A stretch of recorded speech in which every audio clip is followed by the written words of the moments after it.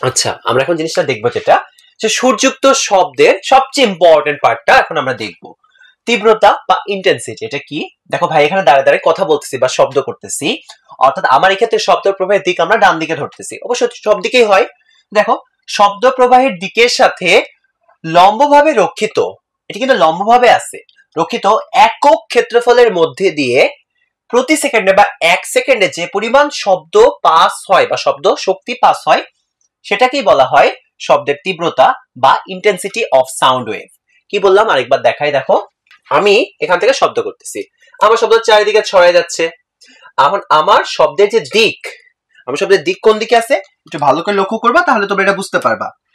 দেখো, আমার শব্দের দিক আছে হচ্ছে ধরলাম এই দিকে, এর সাথে লম্বভাবে, দেখো এর সাথে লম্বভাবে কি, এই যে এর সাথে লম্বভাবে দেখো আমাদের একক ক্ষেত্রফল বা 1 মিটার স্কয়ার ক্ষেত্রফলে আমরা একটা সারফেস চিন্তা করেছি, 1 মিটার স্কয়ার একটা সারফেস আমরা চিন্তা করেছি।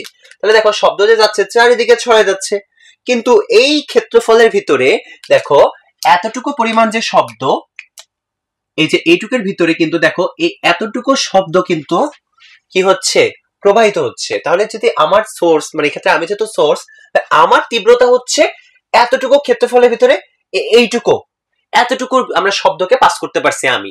এখানে যদি মনে করো আরেকজন আসছে, সে মনে করো আরো অনেক বেশি শব্দ পাস করতে পারছে, অনেক অনেক বেশি, তখন তার তীব্রতা আরো বেশি হবে। ঠিক আছে, ব্যাপারটা এরকম। লাইক দেখো, আমি এখন একটা কথা বলবো, তোমরা কি এটা বুঝতে পারছো? দেখো, আমি চিল্লাই চিল্লাই কথা বললাম, মানে কি আমার তীব্রতা বেশি হয়ে গেল, এই এতটুকু এরিয়ার ভিতরে আমি অনেক বেশি শব্দ পাস করাইছি। এবার আমি বলি, তোমরা কি বুঝতে পারছো? দেখো, আমার কথা অনেক স্লো হয়ে গেছে, কেন? কারণ আমি অল্প কিছু শব্দ এই 1 মিটার স্কয়ার ক্ষেত্রফল যেটা লম্বভাবে ছিল তার ভিতর দিয়ে পাস করাইছি। সো শব্দের তীব্রতাটা কি হয়ে গেল বলতো, এক্ষেত্রে কমে গেল। সো আই থিঙ্ক তোমরা শব্দের তীব্রতার ব্যাপারটা বুঝতে পেরেছো। এবং একটা কথা মাথায় রাখবা, শব্দের তীব্রতা দিয়ে বোঝা যায় যে কোন একটা শব্দ জোরে শোনা যাবে নাকি আস্তে শোনা যাবে, that's it. So I think তোমরা বুঝছো। এবার আমরা দেখবো হচ্ছে এটার কিছু তোমার রাশি, কিছু টেকনিক্যাল টার্ম, ম্যাথ আসবে না, বাট কিছু টেকনিক্যাল টার্ম দেখবো। সো শব্দের তীব্রতাকে প্রকাশ করা হয় আই দিয়ে, আই সমান লেখা যায় ই ডিভাইডেড বাই এ টি। ভাই, এটা আবার কি, কিসের ভিতরে কি? এগুলো তোমরা অ্যাকচুয়ালি এইচএসসি লেভেলে আছে, এগুলো প্রমাণ দেখবা, সো টেনশনে কিছু নাই। একটু বলে দিই, দেখো আমাদের ক্ষেত্রে এটা হচ্ছে এরিয়া, এটা হচ্ছে টাইম, এটা হচ্ছে কি শক্তি বা শব্দ শক্তি, আর হচ্ছে ইন্টেন্সিটি। আমরা সংজ্ঞাটাকে জাস্ট সূত্র আকারে দেখাইছি। দেখো, একক ক্ষেত্রফলের মধ্য দিয়ে যেটা লম্বভাবে রাখা ছিল, এক সেকেন্ডে যে পরিমাণ শব্দ কি হয়, শব্দ শক্তি প্রবাহিত হয়, তাকেই বলা হয় ওই শব্দের তীব্রতা। সংজ্ঞাটা একটু মিলাই নাও। আই থিঙ্ক তোমরা শব্দের সংজ্ঞাটা দেখেছো এবং ঠিকই আছে, তাই না? সো এবার চলো আমরা একটু ডিটেইলস আলোচনায় যাই। তোমরা হয়তোবা জানো, অনেকের হয়তোবা মনেও আছে যে পাওয়ার বা ক্ষমতা, যেটা আমরা কাজ ক্ষমতা শক্তি চ্যাপ্টারে শিখেছিলাম, ইকুয়াল টু লেখা যায় ডব্লিউ বাই টি। পাওয়ার সমান লেখা যায় ওয়ার্ক বাই সময়, এটা আমরা জানি। আবার সবচেয়ে মজার ব্যাপার, কৃত কাজ সমান লেখা যায় ব্যয়িত শক্তি। সো আমরা পাওয়ার ইকুয়াল টু লিখতে পারি ই বাই টি, এটাও আমরা জানি। এটাকে একটু ভাগ করি চলো, তাহলে আমরা লিখতে পারি আই সমান E by T into 1 by এ। দেখো, ই বাই টি হচ্ছে কি, হচ্ছে পাওয়ার, অর্থাৎ এটার সময় লেখা যায় পাওয়ার বাই এরিয়া। এটা হচ্ছে আমাদের হয় হচ্ছে কি শব্দের তীব্রতার ক্ষেত্রে আমরা একটা সূত্র বানাইতে পারলাম। তো তোমরা আই সমান ই বাই এটিও মুখস্থ রাখো, আবার আই সমান পি বাই এ এটাও মুখস্থ রাখো। এবার আমরা দেখবো শব্দের তীব্রতার একক ও মাত্রা। আচ্ছা চলো, আমরা এখন ইন্টেন্সিটির এককটা বা ইউনিট বের করা শিখাই তোমাদেরকে। এটা ভাই খুবই সহজ। আমাদের সূত্র ছিল কি, আই ইকুয়াল টু লাস্টে ভাই দেখালো পাওয়ার বাই এরিয়া। পাওয়ারের একক আমরা জানি ওয়াট হয়। কি হয় বলো? ওয়াট, ডব্লিউ এ টি টি, অথবা এটাকে ডব্লিউ দিয়েও প্রকাশ করা যায় পাওয়ারের একক। আর এরিয়া এর একক আমরা জানি মিটার স্কয়ার। তাহলে তোমরা বলো তো আমাদের ইন্টেন্সিটির একক কি হবে? ইন্টেন্সিটির একক হবে ওয়াট আর মিটার স্কয়ার। আই থিঙ্ক তোমরা এখন পারবা। আর এটাকে আমরা মাত্রা বের করব, তার আগে চলো আমরা এই এককটাকে সিম্পলেস্ট অবস্থায় নিয়ে যাই, তাহলে তো আমরা মাত্রা বের করতে পারবো না। তোমরা জানো যে ভাইয়া মাত্রা বের করার সময় তোমাদের শিখাইছিলাম আগের ভিডিওগুলোতে যে কোনো একটা একক, যে যৌগিক একক থাকুক, তাকে একদম মৌলিক এককে নিয়ে যেতে হয়, তারপরে আমরা মাত্রা বের করতে পারি। তো চলো এখানে সেম কাজটা করি। এখানে কি আছে দেখো, আমাদের ওয়াট পার মিটার স্কয়ার, তাই না? তো চলো ভাঙি। কি হয় দেখো, ওয়াট এটা কি পাওয়ারের একক, তাই না? আর পাওয়ার সমান আমরা কি জানি বলতো? ডব্লিউ বাই টি অথবা ই বাই টি, যাই হোক না কেন, উপরে হচ্ছে ওয়ার্ক, নিচে হচ্ছে টাইম। এটাকে ভাঙলে ওয়াটকে ভেঙে আমরা লিখতে পারি কি বলতো, জুল পার সেকেন্ড। অর্থাৎ এখানে আমরা পদে লিখলাম জুল পার সেকেন্ড, শেষ, পার মিটার স্কোয়ার। এবার আমরা জুলকে ভাঙবো। জুল কি কাজের একক? আমরা জানি কাজ ডাব্লিউ ইকুয়াল টু লেখা যায়, এটা ওয়াট, ওকে, কাজ ডাব্লিউ ইকুয়াল টু লেখা যায় এফএস, অর্থাৎ কাজের একক জুল। আর এখানে ফোর্স হচ্ছে নিউটন, ফোর্সের একক নিউটন, আর হচ্ছে সরণ, সরণের একক মিটার। সো জুলের পরিবর্তে আমরা লিখবো নিউটন মিটার। সো চলো লিখি Newton metre per second m-2। একটু কাটাকাটি করে চলো, নিউটন, এখানে মিটার 1 আছে, এখানে -2 আছে, তাহলে কি হবে মিটার -1 পার সেকেন্ড।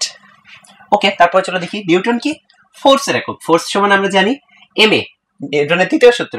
ফোর্স হচ্ছে নিউটন, এটা হচ্ছে ভর বা ম্যাস, সো ম্যাসের একক হচ্ছে কেজি, আর এ হচ্ছে ত্বরণ, সো এটা হবে মিটার পার সেকেন্ড স্কয়ার। বসাই দিয়ে চলো কি হবে, KG metre per second square into কি দেখো তো এই অংশ, per metre per second. Simple. আবার চলো কাটাকাটি করি, দেখো এই অংশ কাটাকাটি হয়ে গেছে, কি পড়ে আছে, কেজি s-3। অর্থাৎ আমরা ওয়াট পার মিটার স্কয়ার বলতে যা বুঝি, আমরা কেজি s-3 বলতে একই জিনিস বুঝি। এবার চলো মাত্রাটা লিখে ফেলি। যেহেতু এটি ইন্টেন্সিটি, থার্ড ব্র্যাকেটের ভিতরে বামে থাকবে ক্যাপিটাল আই ইকুয়াল টু, এটা হচ্ছে মৌলিকতম একক, কেজি জানি কি আমরা ম্যাস, তো হবে ক্যাপিটাল এম, আর সেকেন্ড মানে টাইম, সো হবে ক্যাপিটাল টি -3। তো এটাই হচ্ছে আমাদের মাত্রা। আই থিঙ্ক তোমরা এটা ধরতে পারছো।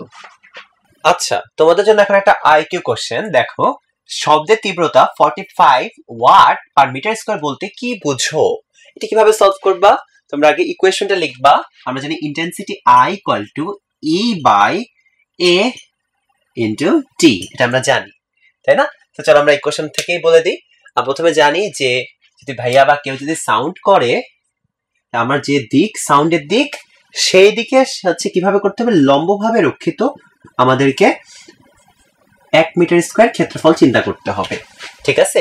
অর্থাৎ যেদিকে হচ্ছে ভাইয়া শব্দ তৈরি করতেছি বা শব্দ প্রবাহ হচ্ছে, তার সাথে লম্বভাবে রক্ষিত 1 মিটার স্কয়ার ক্ষেত্রফলের ভিতর দিয়ে কি পরিমাণ শব্দ যায় সেটা আমাদেরকে দেখতে হবে। তাহলে আমরা এইভাবে বলতে পারি যে শব্দ প্রবাহের দিকের সাথে লম্বভাবে রক্ষিত নিচের অংশগুলিকে এক বানাবা। তোমাদের ভাইয়া শিখাইছি যে যখন এরকম ইকুয়েশন দিয়ে দিবে, ইকুয়েশনের নিচে যে অংশ আছে সেগুলোকে আমরা কি বানাইতে হবে, এক, এটাকে এক বানাবা, মানে 1 মিটার স্কয়ার করো, এটাকে করো 1 সেকেন্ড, তাহলে উপরে যেটা থাকে সেটা বামেরটা সমান হবে, এটা আমরা জানি। তো কি, শব্দ প্রবাহের দিকের সাথে লম্বভাবে রক্ষিত 1 মিটার স্কয়ার ক্ষেত্রফলের মধ্যে দিয়ে যদি 1 সেকেন্ডে কতটুকু শব্দ যাবে, এই যে 45 জুল যদি শব্দ শক্তি পাস হয় বা প্রবাহিত হয়, তবে সেই শব্দের তীব্রতা হচ্ছে 45 ওয়াট পার মিটার স্কয়ার। আবার বলি, শব্দ প্রবাহের দিকের সাথে লম্বভাবে রক্ষিত প্রতি মিটার স্কয়ার ক্ষেত্রফলের ভিতর দিয়ে, প্রতি একক ক্ষেত্রফলের ভিতর দিয়ে প্রতি সেকেন্ডে যদি 45 জুল পরিমাণ শক্তি, শব্দ শক্তি প্রবাহিত হয়, তবে সেই শব্দের তীব্রতাটা হবে 45 ওয়াট পার মিটার স্কয়ার। এবার আমরা দেখব তীক্ষ্ণতা। আচ্ছা, এখন চলো তীক্ষ্ণতা দেখি। তীক্ষ্ণতা বা পিচ, এটা কি? লাইক মনে করো আমি কথা বলতেছি, ঠিক আছে, পাশে একটা মেয়ে কথা বলতেছে, দুজনেরই ধরো কথা বলার যে পাওয়ার, শব্দ শক্তি বা শব্দের যে তীব্রতা সেম, আমরা একই স্পিডে একই তোমার হচ্ছে পাওয়ারে কথা বলতেছি, বাট আমার কথাটা শোনা যাবে একটু মোটা আর মেয়ের কথাটা শোনা যাবে একটু চিকন। এই জিনিসটা, এই পার্থক্যটা অ্যাকচুয়ালি বোঝা যায় সুযুক্ত শব্দের এই বৈশিষ্ট্য দিয়ে। এই বৈশিষ্ট্যকে বলা হয় তীক্ষ্ণতা বা পিচ। তাহলে আমরা কি বলতে পারি, সুযুক্ত শব্দের যে বৈশিষ্ট্য দিয়ে একই তীব্রতার শব্দ দ্বয়ের ভিতরেও কোনোটাকে চিকন শোনায় আর কোনোটাকে মোটা শোনায়, সেটাকে বলা হয় শব্দের তীক্ষ্ণতা বা পিচ। এবং এটা ডিপেন্ড করে কার উপরে, এই শব্দের তীক্ষ্ণতা বা পিচ, এটা ডিপেন্ড করে ফ্রিকোয়েন্সির উপরে, শব্দের ফ্রিকোয়েন্সি বা কম্পাঙ্কের উপরে ডিপেন্ড করে। এর মানে কি? এর মানে হচ্ছে যদি ফ্রিকোয়েন্সি বেশি হয় কারো কথা বলার, তাহলে শব্দের যে তীক্ষ্ণতা সেটাও কি হবে, ডেফিনেটলি বেশি হবে, মানে তার গলার ভয়েস কি হবে, চিকন হবে। কারণটা কি, কোন একটা কিছু জিনিস যত বেশি কাঁপে তত কি হয়, সেটা তত চিকন হয়, তার কণ্ঠস্বর তত পাতলা বা তত কি বলে মোটা মনে হয় না। কিন্তু যদি ফ্রিকোয়েন্সি যদি কমে, কি হবে, উল্টা, তীক্ষ্ণতাও কমবে, গলার স্বর লাগবে মোটা। এই জন্য মেনলি ছেলেদের ক্ষেত্রে আমরা জানি আমাদের ভোকাল কর্ড কম কাঁপে, কারণ এটা শক্ত হয়ে যায়, দ্যাটস ওয়াই তীক্ষ্ণটা কি তার কি হয়, কম হয়, এজন্য আমাদের গলার স্বর মোটা শোনা যায়। এটার এককটা কি হবে?